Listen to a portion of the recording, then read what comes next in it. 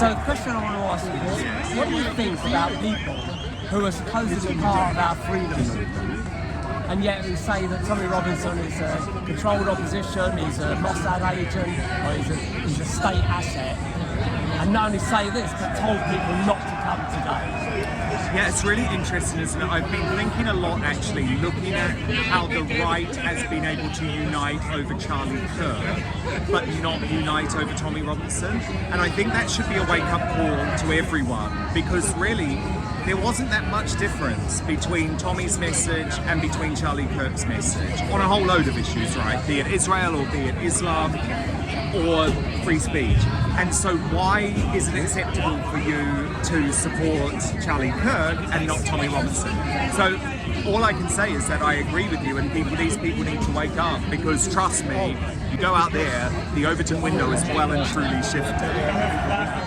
Yeah, so the question I've been asking all of the speakers is, what do you think about people in the supposed freedom movement, some of whom are sort of mutual friends and colleagues, who call Tommy Robinson a controlled asset, a Mossad agent, and are saying that, and we're actually telling people not to come today because of this? Yeah, and it's unfortunate. So a long time ago, Tommy went to Israel and bought one t-shirt from a shop in Israel at the airport. And since then he's called a Mossad agent.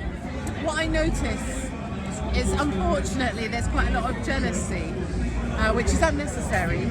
But when people are jealous of Tommy, they call him a Zionist agent and encourage people to turn against him.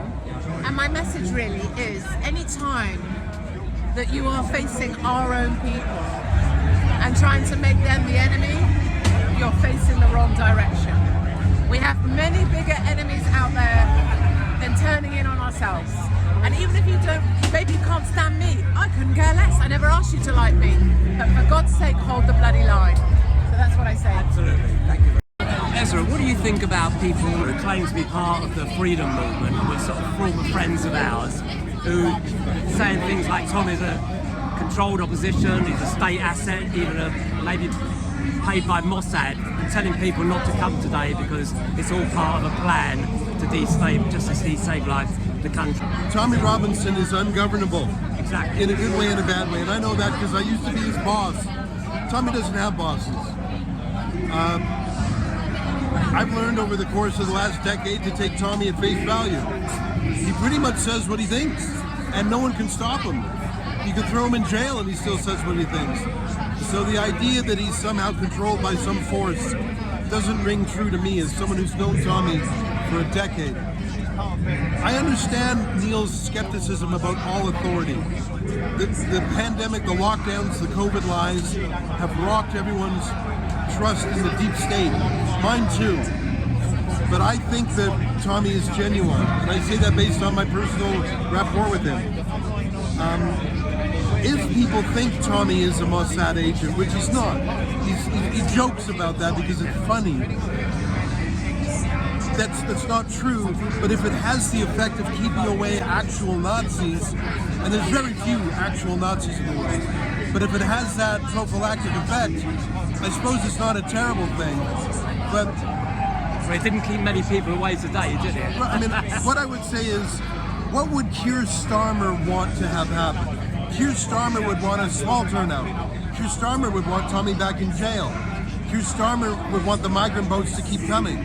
Keir Starmer just promoted an Islamist to Home Secretary. So, is Tommy doing what the deep state would want him to do? I don't think so. So Abby, what do you think about people who claim to be part of the freedom movement and claim to be a awake, like Bill Oliver, who's telling people that Tommy Robinson's a state asset and not to come today? What do you think about that? Clearly Neil Oliver is somewhat irrelevant, because if you look at the hundreds of thousands of people in that crowd, how many would go to a Neil Oliver rally? I dare say it's those that followed him down those rabbit holes and got stuck. Good luck, mate. Thanks.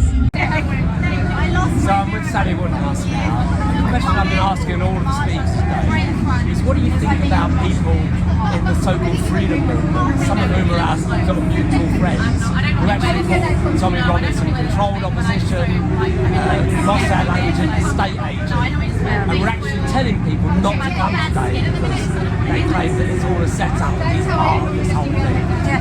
Well, I've heard some wild stories about Tommy, if I'm honest. And before I actually come and met Tommy, there were lots of things being said about him, some good, some bad, and that's the reason why I actually got in contact with him and went to his event, because I thought, I'm reading so many things, I want to come and see for myself what it's like. And I went down to his event in Sept, and that was actually how I got into reporting. Tommy said to me, look, while you're there, do a bit of reporting, talk to other people, make your own mind up, and that's exactly what I did. And what I realised is there's a lot of people there that was just like me, like survivors, families that are just kind of like had it up. So yeah, and I'm still here. So if I thought that, he was this absolutely terrible person, I wouldn't be sat here. Exactly, and I've got to say I've known him for quite a long time as well, and it's just absolutely ridiculous. I don't understand why apparently awake people believe that nonsense. And the thing is, people say, well,